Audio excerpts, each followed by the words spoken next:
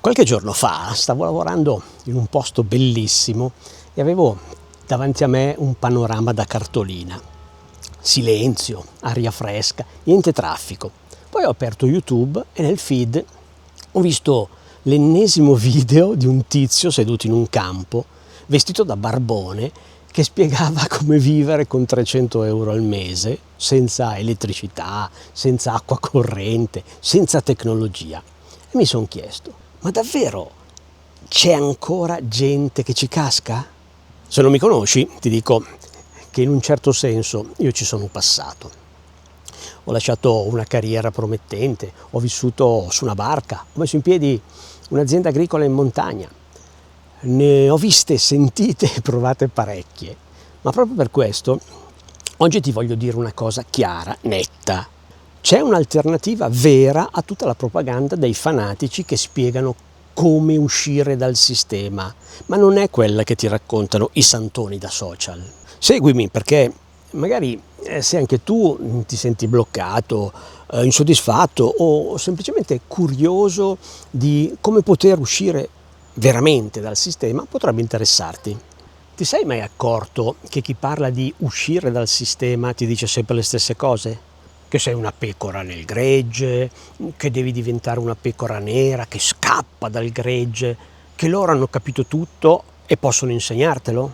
La verità è che le persone sveglie, quelle che usano il melone, non fanno gregge e non seguono bandiere.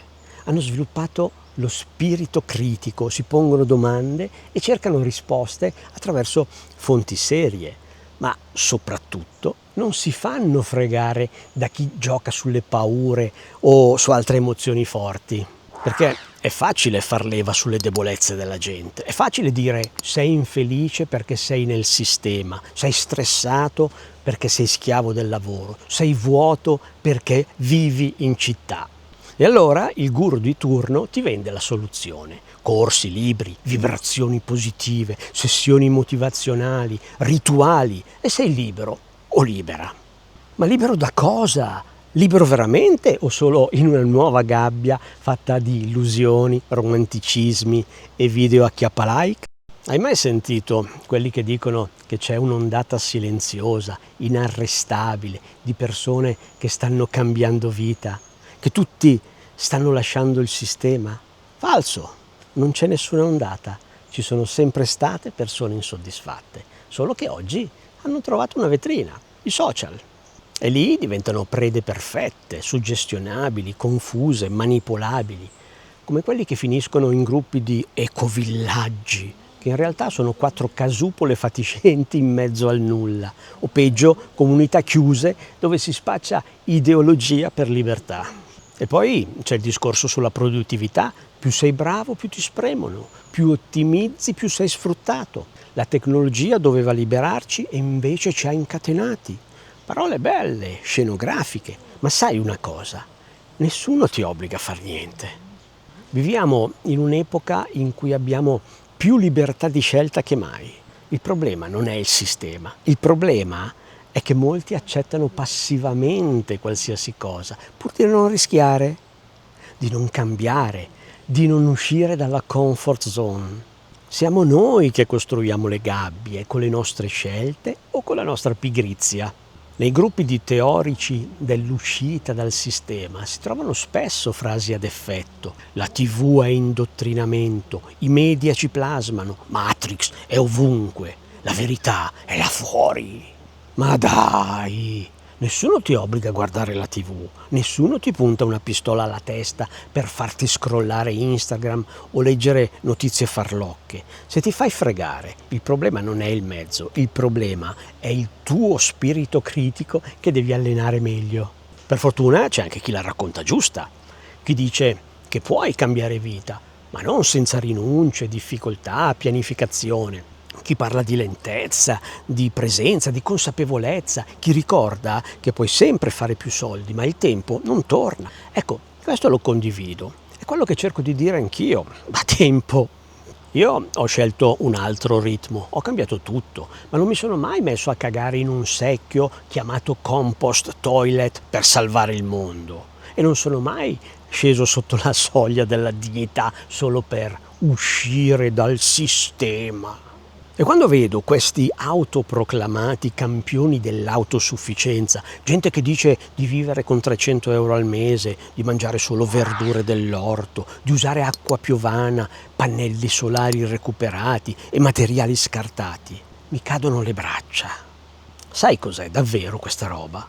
È una favola che non ti racconta quanto costi all'inizio, quanto tempo serve, quante competenze occorrono, quante strutture devi realizzare e soprattutto non ti dice che vivere così spesso è malsano, monotono, fragile, dieta carente, fatica continua, nessuna sicurezza, nessuna libertà se non quella finta che ti sei imposto da solo. E poi c'è il tasto più comico, la demonizzazione della tecnologia. Vivo senza smartphone, ho buttato via il computer, non ho social. Perfetto se sei un eremita, ma se vivi nel mondo, se vuoi comunicare, lavorare, costruire relazioni, devi usare gli strumenti giusti.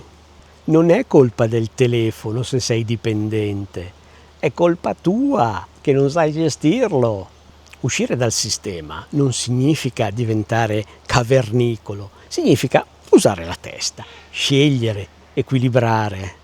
E poi ci sono i messaggeri dell'Apocalisse. Matrix ti controlla, il sistema ti vuole schiavo, devi liberarti dalla prigione mentale.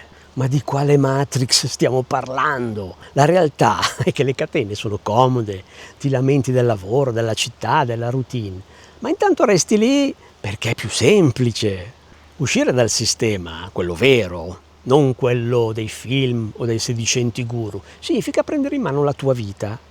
Non fuggire dalla società, costruirne una versione tua, migliore, vera, umanamente sostenibile. E poi ci sono i paradossi più grandi. C'è quello che dice: vivere da povero è bellissimo, lo consiglio a tutti, se hai una buona disponibilità economica iniziale. L'ha detto davvero, ma ti rendi conto? E lo seguono, comprano i suoi libri, vanno alle sue conferenze nei centri sociali o luoghi simili.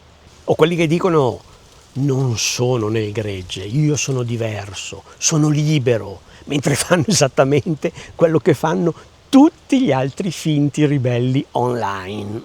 Allora ti chiedo, davvero pensi che le teorie di questa gente possano migliorarti la vita?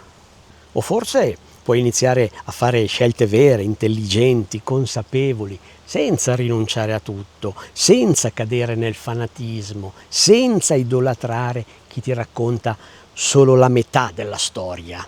Io ho già spiegato in altri video cosa si può fare davvero per cambiare vita, soprattutto nei borghi italiani, lavorando nel terziario, nel quaternario, nel digitale, nell'artigianato di nuova generazione, ma sempre partendo da te, dalla tua voglia di costruire, di imparare, di metterti in gioco. Quindi, come si fa davvero a uscire dal sistema? Si sviluppa spirito critico, si smette di cercare scorciatoie, si accetta il rischio, ma anche la complessità, e si trova una propria strada che abbia senso oggi, non in un film anni '80, perché se la tua unica libertà è vivere male, non sei libero, sei solo fregato meglio. Ci vediamo nel prossimo video. Per non perderlo, iscriviti, metti un like, un hype, commenta e condividi. E poi guarda questo video.